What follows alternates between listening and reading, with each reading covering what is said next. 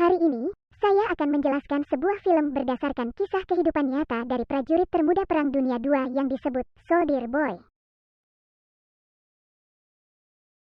Jangan lupa like dan subscribe. Selamat menonton.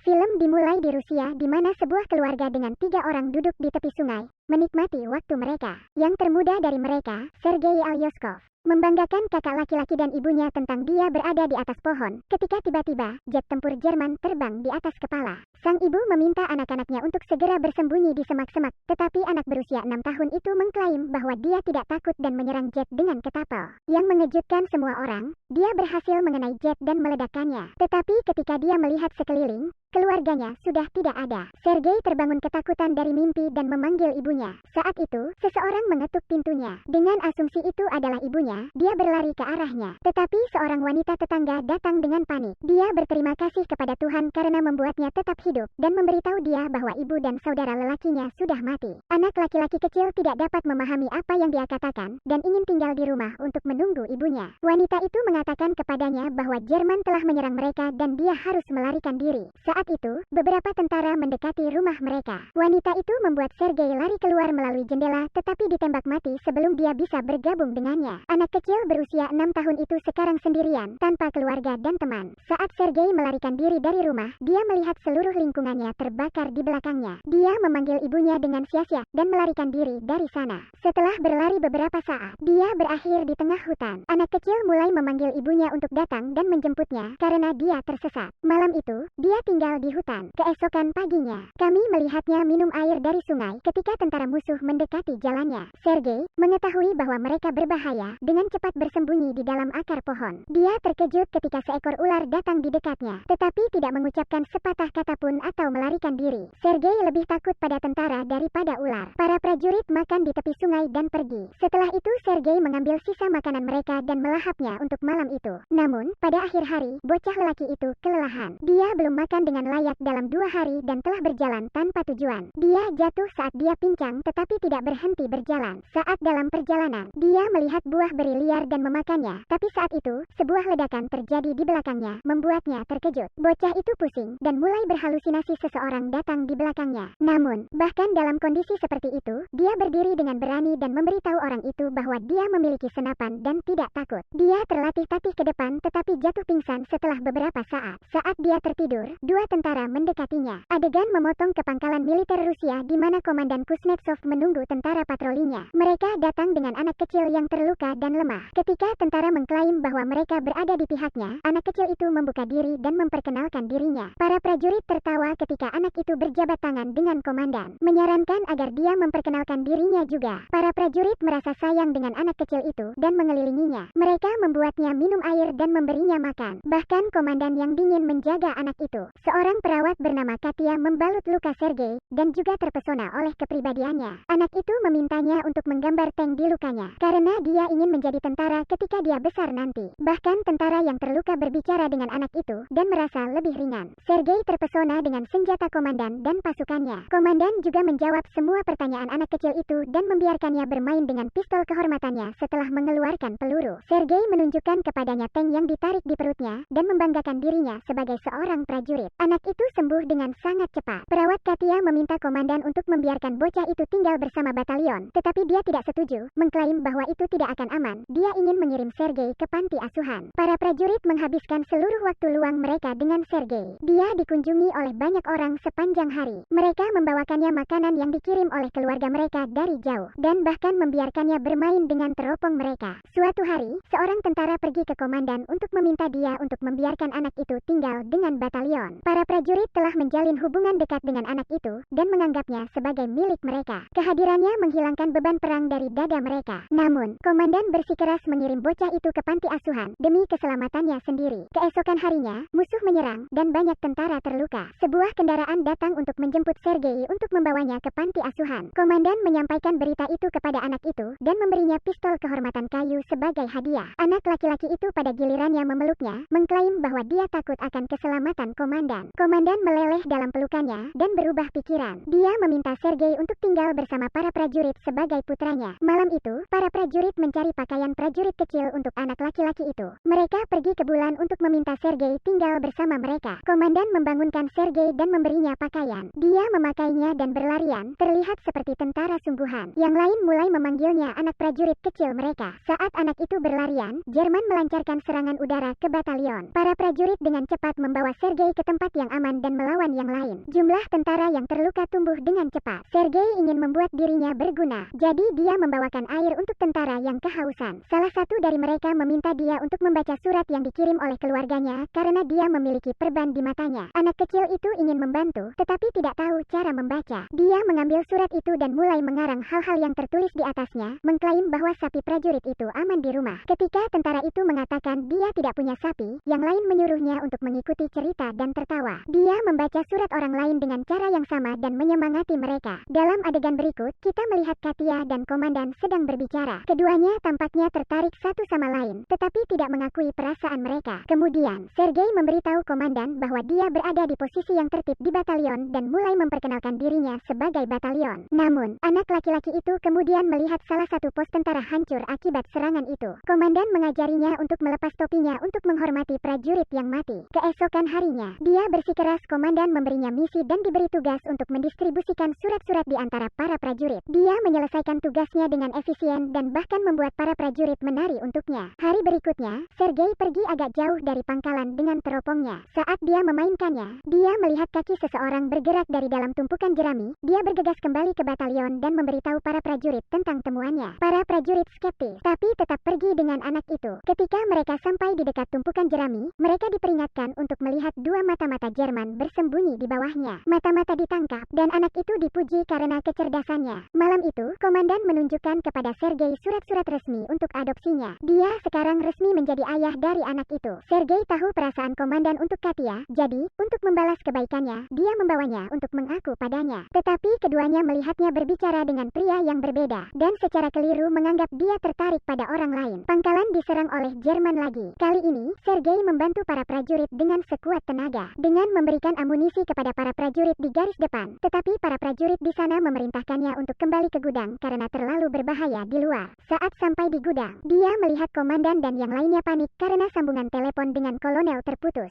Seorang tentara dikirim untuk memperbaiki kabel yang putus. Sergei mengikuti prajurit itu dan melihat dia terluka parah. Dia bertanya kepada prajurit yang sekarat itu bagaimana dia bisa memperbaiki kabelnya dan melakukannya sendiri. Koneksi kembali dan lebih banyak pasukan dipanggil. 6 tahun menyelamatkan hidup semua orang. Kemudian, kami melihat komandan dan Katia berbicara di tepi sungai. Komandan akhirnya mengakui cintanya padanya dan memintanya untuk menjadi ibu Sergei. Katia berada di atas bulan, tetapi sebelum dia bisa mengatakan apa-apa, seorang tentara mendekati mereka dan memberikan surat kepada komandan, mengatakan bahwa mereka telah dikirim dari pangkalan. Keesokan harinya, semua prajurit berangkat ke markas baru mereka bersama Sergei. Namun, dalam perjalanan, mereka menemukan ladang ranjau yang meledakkan beberapa kendaraan mereka. Komandan terluka sementara anggota kelompok itu yang dekat dengan Sergei tewas dalam ledakan itu. Dia menangis dan memeluk komandan. Mereka membawa yang terluka bersama mereka dan melanjutkan perjalanan ke markas baru mereka. Ketika mereka akhirnya mencapai pangkalan lain, mereka bertemu dengan pemimpin komandan, Jenderal. Dia juga terkesan dengan ambisi anak itu dan mengucapkan selamat kepada komandan karena memiliki anak yang cerdas. Keesokan harinya, divisi mereka diberikan spanduk penjaga, dan begitu juga anak laki-laki itu. Dia berjanji untuk menyelamatkan negaranya ketika jenderal memberinya badge.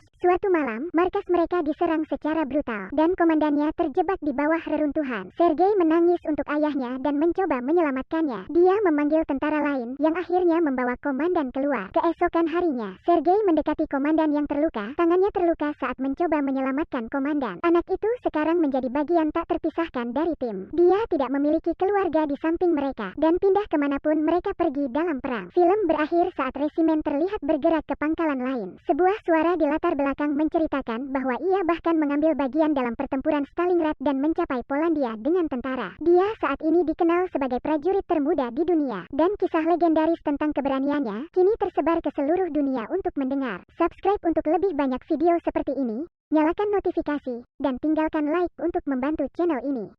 Terima kasih telah menonton.